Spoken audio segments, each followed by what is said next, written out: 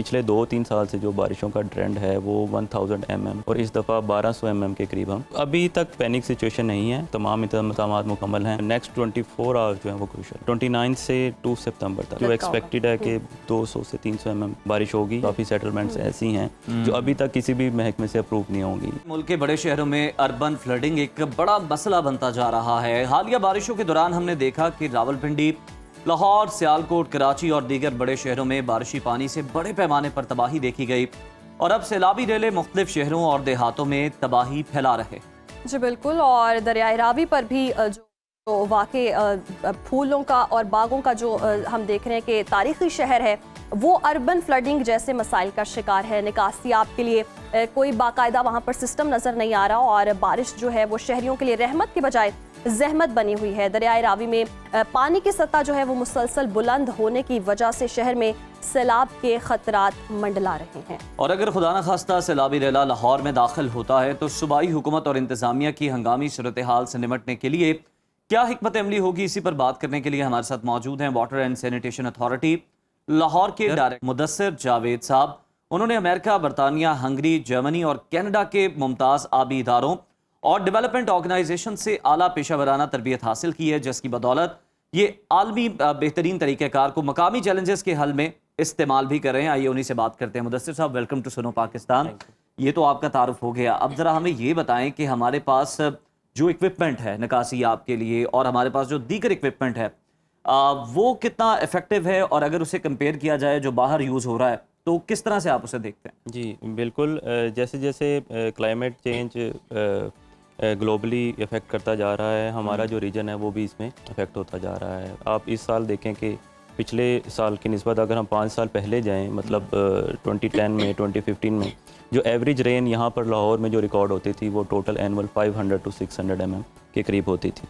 लेकिन अब पिछले 2-3 साल से जो बारिशों का ट्रेंड है वो 1000 mm और इस दफ़ा 1200 mm के करीब हम पहुँच चुके हैं। तो जिस तरह से ये हमारे चैलेंजेस बढ़ते जा रहे हैं, मतलब क्लाइमेट चेंज, फिर टेम्परेचर राइज़ होता जा रहा है, इस तरह बारिश और जो पानी के इश्यूज़ हैं, जो अर्बन फ्लडिंग के इश्यूज़ हैं, वो भी जो है बहुत ज़्यादा होते जा रहे हैं। लेकिन अल्हम्दुलिल्लाह जो लाहौर में है, लाहौर में हमारे बिल्कुल जो इंतज़ामात हैं वो मुकम्मल हैं। आपने देखा 300 mm बारिश भी हुई है, 250 mm बारिश भी हुई है, लेकिन यहाँ पर 2 से 3 घंटे के अंदर हमने सिटी को क्लियर किया। अच्छा मुदस्सिर साहब, लेकिन हम देख रहे हैं कि लाहौर की जिस तरह से सूरत हाल बताई जा रही है, लोग डरे भी बहुत हुए और जैसे कि मैं पहले भी ब्रेक में बात करी थी कि मेरे फादर हर वक्त पूछते रहते हैं कि सैलाब तो नहीं आ गया। मतलब लाहौर के कौन कौन से अजला हैं जहाँ खतरात मंडला रहे हैं और पानी का रेला जो है वो बह रहा है और बहता हुआ कहीं दीगर इलाकों में या आबादियों को नुकसान पहुँचा सकता है? जी अभी तक तो ऐसे हालात हैं कि मतलब वो पैनिक होने वाली बात नहीं है, क्योंकि जितना जो हमारे रावी की शादरा में कैपेसिटी है वो 250 जो है क्यूसिक के करीब है। अभी तक जो मैक्सिमम जो पानी वहाँ पे रिकॉर्ड हुआ है वो 160 जो है ना क्यूसिक के करीब है, 160,000। तो अभी तक जो है ऐसी पैनिक सिचुएशन नहीं है और अभी तक तमाम इंतज़ामात मुकम्मल हैं। तमाम डिपार्टमेंट्स अपना काम कर रहे हैं, PDMA अपना काम कर रहा है, इरिगेशन अपना काम कर रहा है, वासा अपना काम कर रहा है, तो नथिंग टू वरी अबाउट। साहब, आपने कहा तकरीबन 90 क्यूसिक की गुंजाइश अभी भी बाकी है रावी के अंदर और क्या एक्सपेक्ट किया जा रहा है कि जी 90,000 क्यूसिक की अभी भी गुंजाइश बाकी है, तो क्या एक्सपेक्ट किया जा रहा है कि कितना बड़ा रेला जो है वो आ सकता है या अब खतरा टल चुका है? नहीं, अभी ख़तरा कह नहीं सकते टल गया, क्योंकि हमारे जो रिकॉर्ड के मुताबिक था कि रात को भी 90,000 से 1 लाख क्यूसिक के करीब आएगा। अभी तक जो मैक्सिमम राइज़ आया है वो 160 तक आया है, लेकिन अभी नेक्स्ट 24 आवर्स जो है वो क्रूशल है। सही, तो अभी हम देख रहे थे कि 8वां स्पेल था आई थिंक बारिशों का, और आगे मजीद कितने स्पेल आना बाकी हैं? अब 9वें की फोरकास्ट है 29 से 2 सितंबर तक, तो इसमें भी जो एक्सपेक्टेड है कि 200 से 300 mm के करीब बारिश होगी। लेकिन जैसे मैंने आपको बताया कि हमारे इंतजामात मुकम्मल है, हमारा कंट्रोल रूम एस्टेब्लिश्ड है। किसी भी पब्लिक को अगर अर्बन फ्लडिंग से मुतालिक कोई कंप्लेंट होती है, उसके लिए हमारा हेल्पलाइन नंबर है 1334।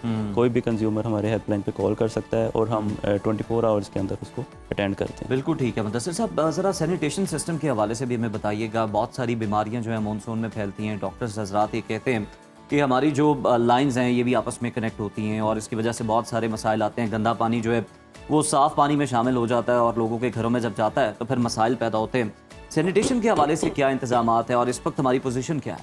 जी, पानी के हवाले से मैं आपको बताऊंगा कि जो पानी हम ज़मीन से निकालते हैं वो काफ़ी अच्छी क्वालिटी का होता है, लेकिन जब वो डिस्ट्रीब्यूशन सिस्टम में जाता है, लोगों की टैंकियों में जाता है, तो बैक्टीरियल उसमें कंटेमिनेशन हो जाती है। तो मेरी रिक्वेस्ट ये है पब्लिक कहीं से ना कहीं से पाइप भी लीक कर रहे होते हैं, वहाँ से भी कंटेमिनेशन जी जी बिल्कुल बिल्कुल, मैं ये नहीं कह रहा, मतलब आउटलिफ्ट सिस्टम भी है हमारा, और लेकिन जैसे ही हमें कंप्लेंट मौसूल होती है 1334 जैसे मैंने आपको बताया उसके थ्रू, तो हमारी टीम फौरी वहाँ पर जाती हैं, वहाँ पर सैम्पलिंग करती हैं, जो भी सोर्स होता है कंटेमिनेशन का उसको रिमूव करती हैं और तमाम के तमाम सिस्टम को फ्लश करती हैं। उसके बाद दोबारा जो है पानी वो हमारी लैब में भेजा जाता है। जब तक वो सेटिस्फेक्शन लेवल तक नहीं आता हम उसकी टेस्टिंग रिपीटेडली करते रहते हैं। लेकिन मैं आपकी तवसत से ये पैगाम देना चाहूँगा कि जितनी भी हमारी लोगों के घरों में टैंकियाँ हैं उसकी बाकायदा से सफाई वो बहुत ज़रूरी है, क्योंकि वो एक ऐसा सेक्टर है जो निगलेक्टेड रहता है। और वासा को exact visit क्या है? कंप्लेंट 6 माह बाद या कितनी देर बाद उसे?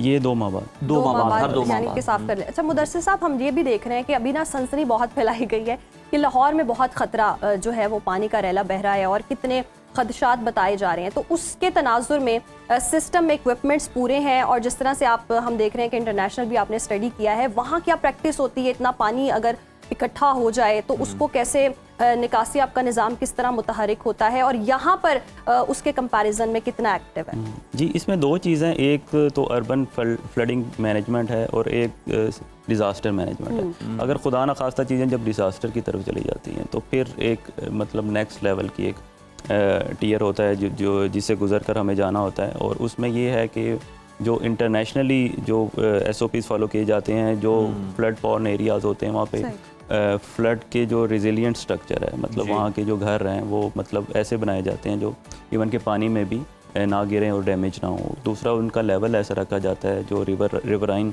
एरियाज़ के अंदर होते हैं उनका एक लेवल ख़ास तौर पर रखा जाता है। अनफॉर्चुनेटली हमारे यहाँ पर मतलब इलीगल सेटलमेंट्स भी हैं। अगर अभी पे आप जाएँ तो काफ़ी सेटलमेंट्स ऐसी हैं जो अभी तक किसी भी महकमे से अप्रूव नहीं होंगी। तो मतलब कुछ सोशल कंपल्शंस भी हमारी हैं, लेकिन अब गवर्नमेंट ऑफ पंजाब ने रात को भी जितने भी वो ऐसे इलाके थे वो सारे खाली करवा लिए, तो और इंशाल्लाह चीज़ें मतलब इन कंट्रोल हैं। अच्छा मुदस्सिर साहब, यहाँ मेरा एक सवाल है, ये भी होता है कि जैसे आप बता रहे हैं कि इदारे मुतहरिक हैं, काम भी जारी है, लेकिन मौसम के हवाले से अलर्ट पहले से जारी किया जाता है, तो उस हवाले से आप समझते हैं कि बहुत सारी तबाहियों से बचा जा सकता है अगर पहले से इंतजामात मुकम्मल कर लिए जाए हुकूमत की जानिब से? जो बंद अब बांधे जा रहे हैं, जो बैरियर्स लगाए जा रहे हैं, वो पहले से अगर हो तो नुकसान कम हो सकता है? जी बिल्कुल कम हो सकता है, लेकिन इसको बिल्कुल आप ये नहीं कह सकते कि मतलब नुकसान होता नहीं, क्योंकि डिज़ास्टर आप देखें ग्लोबली कहीं भी होता है। इवन के USA में लास्ट ईयर जो फ्लड आया, और कनाडा में जो लास्ट ईयर फ्लड आया, चाइना में जो फ्लड आया, तो आप नुकसान को मिनिमाइज़ कर सकते हैं, लेकिन आप ये नहीं कह सकते कि। अच्छा मुदस्सिर साहब, जिस तरह से अभी आप पहले बात कर रहे थे, आपकी बात से सवाल है कि आप कह रहे थे कि मुख्तलिफ जो सोसाइटीज़ भी हैं, जो रिहाइशगाहें भी हैं, कॉलोनीज़ भी बनी हुई हैं, छोटी हैं चाहे बड़ी हैं, तो वो इजाज़त के लिए उन्हें आपके पास भी आना पड़ता है? वासा की इजाज़त भी उन्हें दरकार होती है? जी, तो फिर क्या क्राइटेरिया होता है, किस तरह से आप इन्हें अलाउ करते हैं? मैंने आपको बताया कि ये मतलब इजाज़त अगर मिल जाए फिर वो इलीगल नहीं रहती। अगर इलीगल सेटलमेंट की जिनकी मैं बात कर रहा हूँ, वो बगैर किसी परमिशन के और बगैर किसी NOC के वो बनी हुई हैं, और किसी भी LDA की डिपार्टमेंट को या वासा के डिपार्टमेंट को अप्रोच ही नहीं किया गया, तो वो तब की हैं, तब शायद ये मतलब एस्टेब्लिश भी नहीं हुए थे डिपार्टमेंट्स। लेकिन जब उनको आप वैकेट करवाने जाते हैं तो उसमें काफ़ी इश्यूज आते हैं। लेकिन अब जो क्योंकि फ्लड को पेश नज़र रखते हुए वो तमाम इलाके खाली करवा लिए गए हैं। अच्छा मुदस्सिर साहब, ये भी लास्टली बता दीजिएगा, इस पर भी कमेंट कीजिएगा, जिस तरह से अभी कराची में बड़ी हमने देखा बारिश हुई और बहुत ज़्यादा मुश्किलात लोगों को दरपेश रही, 3-3, 4-4 दिन जो है पानी खड़ा रहा, और मेयर कराची ये फरमा रहे थे कि तकरीबन 60 मिलीमीटर तक तकरीबन जो बारिश है वो बर्दाश्त कर सकता है कराची का इंफ्रास्ट्रक्चर। लाहौर में इस हवाले से क्या सूरत हाल है? अगर हम आम शाहराहों की बात करें, मेन एरियाज़ की अगर हम बात कर लें, तो कितने मिलीमीटर बारिश का बोझ बर्दाश्त कर सकते हैं? अगर लाहौर की हम बात करें तो जो मेन शाहराज हैं वो 150 mm तक जो बारिश है उस पर पॉन्डिंग एक्सपीरियंस नहीं हुई हमें इस साल, क्योंकि इस साल गवर्नमेंट ऑफ पंजाब ने काफ़ी इन्वेस्टमेंट की है, और मैं आपको बताऊं कि 100 बिलियन के करीब इंफ्रास्ट्रक्चर डेवलपमेंट में कंज्यूम हुआ इस साल। इसमें वाटर टैंक्स मैंने आपको बताया 13 वाटर टैंक्स बने हैं लाहौर के मुख्तलिफ इलाकों में, और वाटर टैंक्स का फ़ायदा ये भी है कि ना सिर्फ हम अर्बन फ्लडिंग को कंट्रोल कर रहे हैं, और जितना भी पानी है उसको हम रीयूज़ करते हैं, पानी को, बारिश के पानी को स्टोर किया जाता है और फिर उसको हॉर्टिकल्चर के लिए या रिचार्जिंग के लिए यूज़ किया जाता है। क्योंकि जब 100 mm बारिश होती है तो 4000 मिलियन गैलन के करीब पानी सिटी में एंटर होता है और सही। उसको अगर हम स्टोर करके रीयूज़ करें तो आप ये देखें कितना ये बड़ा फ़र्क बेनिफिशियल होता है। अच्छा, बिल्कुल बस ठीक ये है। हमारे नाजरीन को जाते जाते एक ये भी बता दीजिएगा कि अभी के लिए क्या एडवाइजरी है, क्या अलर्ट है, क्योंकि जैसे कि आप भी बता रहे हैं कि ग्लोबली क्लाइमेट चेंज आ रहा है, तो चैलेंजेस आगे क्या होंगे, मौसम कैसा रहेगा और लोगों के लिए क्या एहतियात है? मौसम मैंने आपको बताया कि 29 अगस्त से सही। 2 सितंबर तक एक 200 to 300 mm की पेशन गोई है। गुजारिश यही है कि मतलब गैर ज़रूरी तौर पर लोग बाहर ना बाहर ना निकलें और स्पेशली जो बच्चे हैं, जैसे ही बारिश होती है और पानी इकट्ठा होता है तो उसमें काफ़ी बच्चे जो है वो खेलने के लिए और आ निकल जाते हैं, वो काफ़ी डेंजरस हो जाता है। तो बच्चों को जैसे कि महफूज कहा जा रहा था रखें। अभी बड़े लोग रावी में पानी देखने ही चले गए थे। जी। यस तो थोड़ी सी अवेयरनेस हम कोशिश करते हैं कि लोगों को करते भी रहें, आप भी करते रहते हैं, तो इस प्रोग्राम के तवसत से भी हम रिक्वेस्ट करते हैं। चलें जी, हम तो अवेयरनेस दे रहे हैं, अब लोगों से गुजारिश है कि वो भी इस पर अमल एहतियात करना करें, शुरू जी। कर दें, एहतियात करें। बहुत शुक्रिया मुदस्सिर साहब। थैंक